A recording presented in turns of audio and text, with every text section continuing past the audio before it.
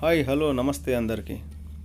ఈరోజైతే పొద్దున్నే మా వర్క్ స్టార్ట్ అయిపోయింది. మధ్యాహ్నం వచ్చే క్రేన్ ప్రొద్దున్నే వచ్చేసింది లిఫ్ట్ చేసుకోవడానికి. 40 ఫుట్ కంటైనర్ని తొందరగా వేరే దేశానికి పంపాలా. ఆ నైట్లో అయితే వర్షం ఉండే, కొద్దిగా వర్షం పడ్డది నైట్లో. అయితే ఈరోజు కూడా వర్షం ఉంది, అందుకోసం వీళ్ళు తొందరగా వచ్చేసారు. ఈ డ్రైవర్తోని హెల్పర్ ఒక్కడే వచ్చేసిండు. చూడాలి మరి ఒక్క క్యాండిడేట్తో అవుతుందా కాదా అని. సేఫ్టీ రాకుండా ముందు మేము అన్నీ వీళ్ళు క్లియర్ చేసి పెట్టుకున్నారు థర్డ్ పార్టీ వాళ్ళు. ఇప్పుడు మా కంపెనీ సేఫ్టీ వాళ్ళు వచ్చేసారు, మాకు ఎక్స్ప్లెయిన్ చేస్తుండే అన్నట్లు డ్రైవర్ థర్డ్ పార్టీ క్యాండిడేట్కు అండ్ మాకు సేఫ్టీ గురించి ఎక్స్ప్లెయిన్ చేస్తుండు. డ్రైవర్ని పిలిచిండు, డ్రైవర్ ఇంకా వస్తలే, వాళ్ళు చైన్ గిట్లా అన్నీ రెడీ చేసుకొని పెట్టుకుంటారు అన్నట్లు. ఇప్పుడు వెళ్తుండే అక్కడికి, అవి ఇన్స్పెక్ట్ చేసేందుకు దగ్గరకు పోతుండు. పోయి ఎక్స్ప్లెయిన్ చేస్తుండే అన్నట్లు అక్కడికి. సేఫ్టీ కాబట్టి సేఫ్టీ గురించి చెప్తాడు. పేపర్ ఏంటంటే చిన్న ప్రాబ్లం ఏదైనా అయినా కానీ కంపెనీకి ఎట్లాంటి సంబంధం ఉండదు అన్నట్లు.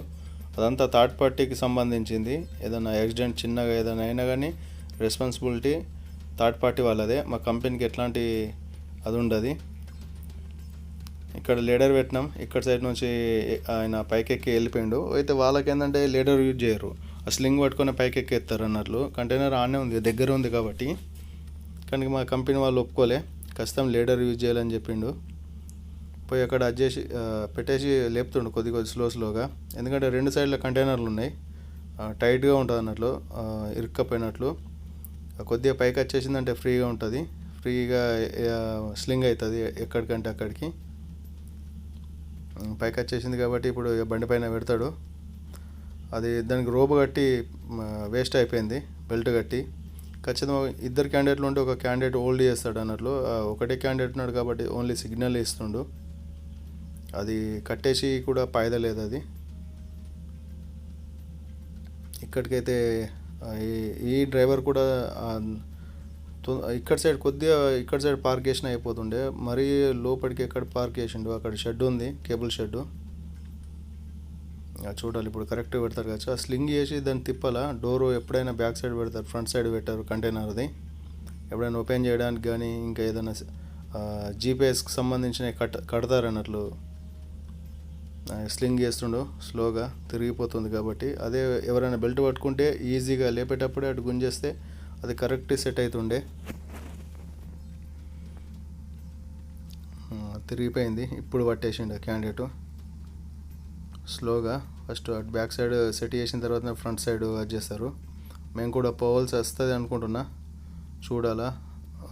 మాకు పర్మిషన్ ఉంటే మేము వెళ్తాం, లేకుంటే లేదు, వాళ్ళే ట్రై చేసుకుంటారు.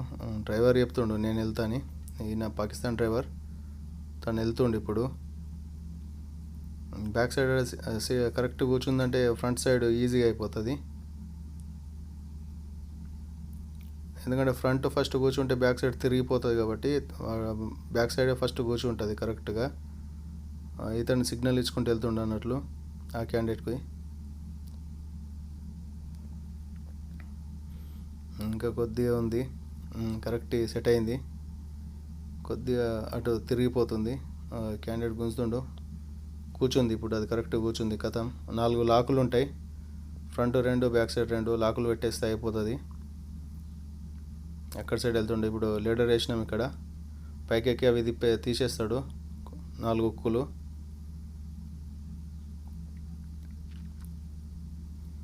తీసేసిండు ఇప్పుడు ఆయన దిగేస్తుండు హెల్పర్.